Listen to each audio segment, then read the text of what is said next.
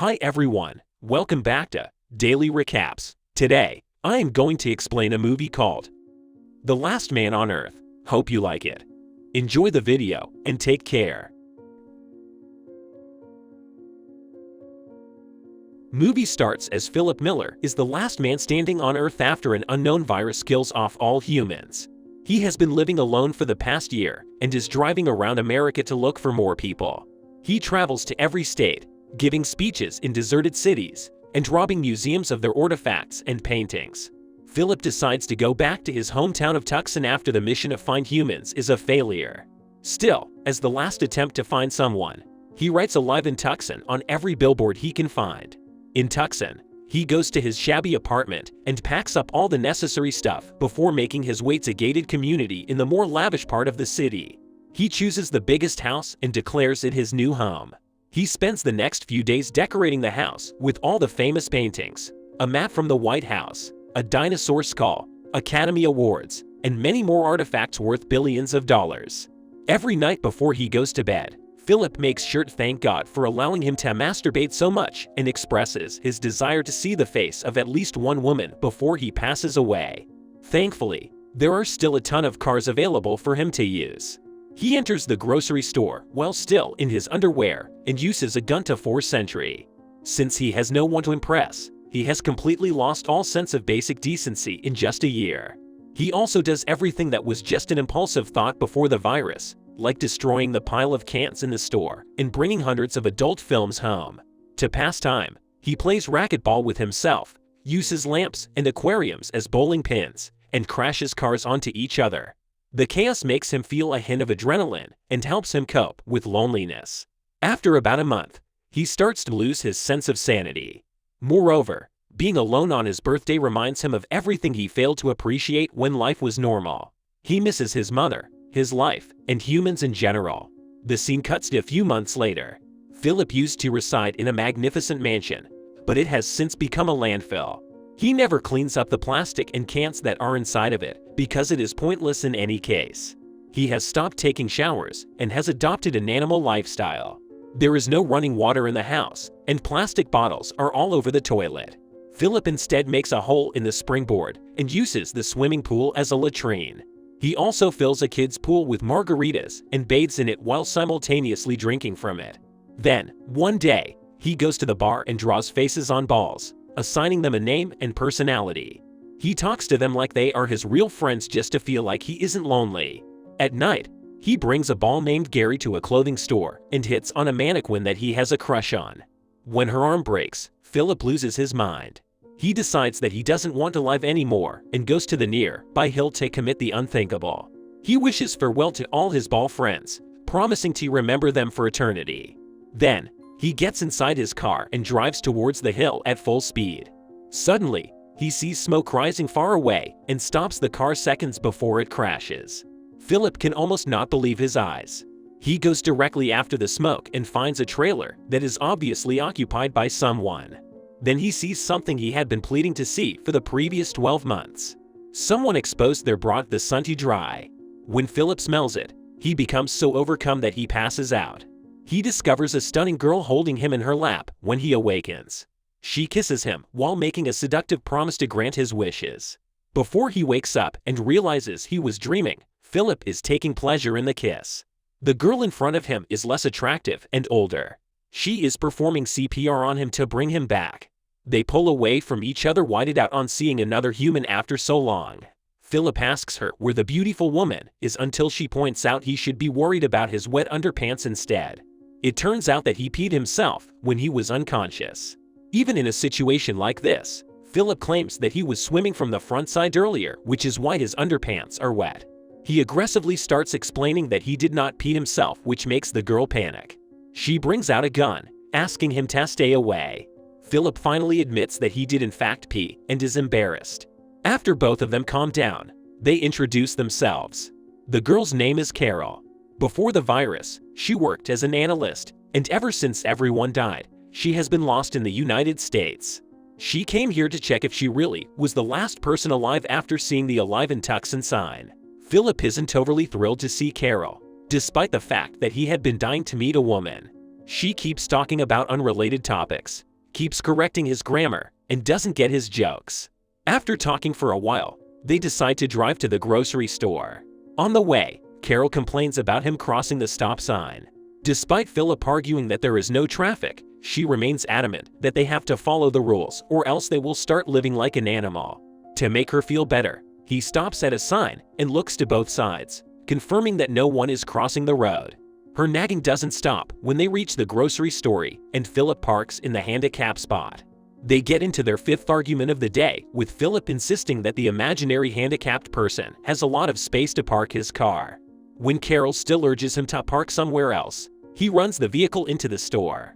Following that, she goes to take a tour of his house and is disgusted by the way he lives.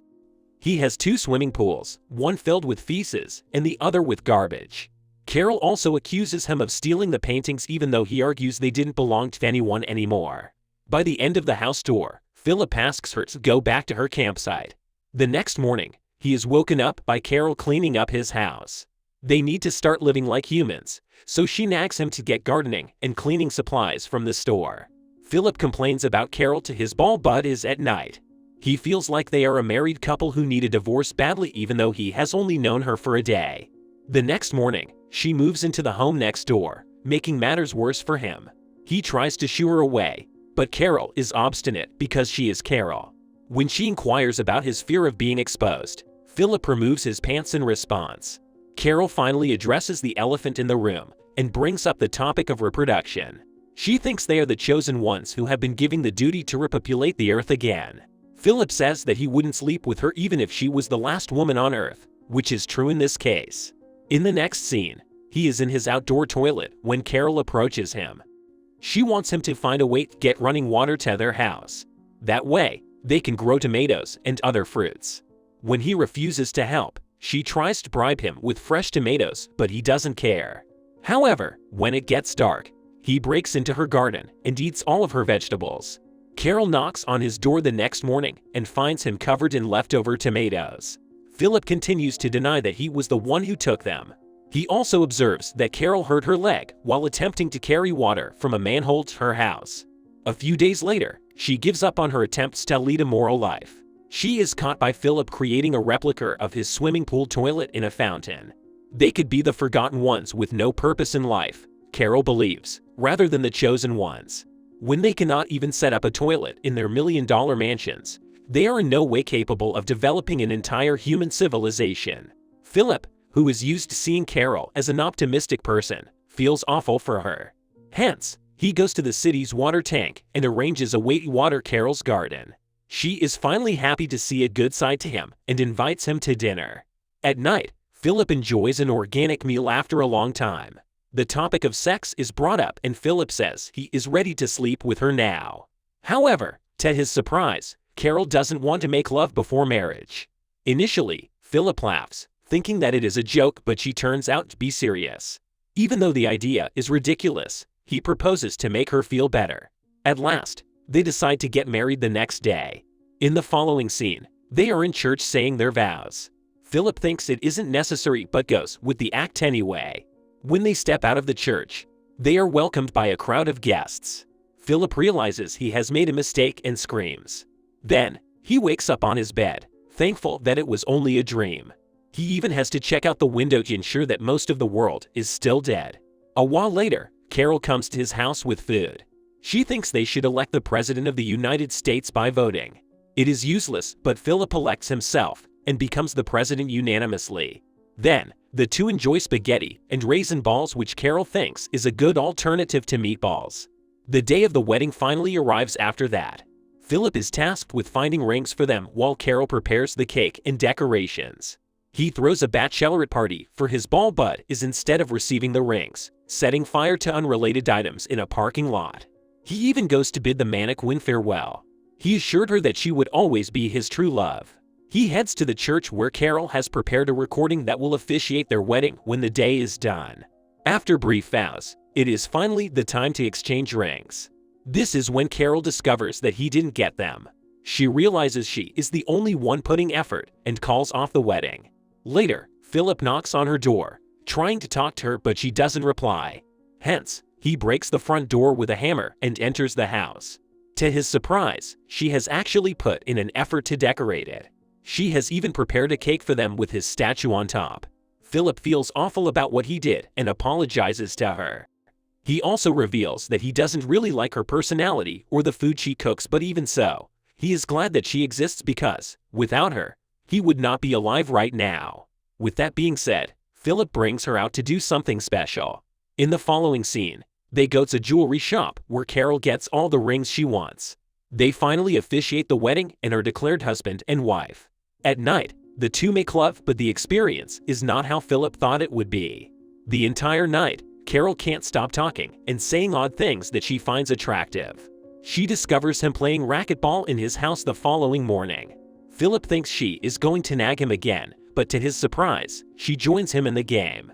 They enjoy the rest of the day doing things like Philip normally does. They dress in fireproof suits, light each other on fire, crush beer cans with a bulldozer, and visit Philip's mannequin ex-girlfriend. Carol talks to her for a while before beating her up for hitting on her husband. For the first time, Philip is glad that he married her and thinks that their life might be tolerable. Next, they are driving back home. They suddenly hit a limo on a junction. Philip runs to the car and sees a beautiful woman come out of it. Then he thought he was happy with his wife, and he starts to regret about their marriage. That's all from the film. Thanks for watching. If you want more interesting videos like this, then hit like and subscribe to support the daily recaps. See you again. Take care.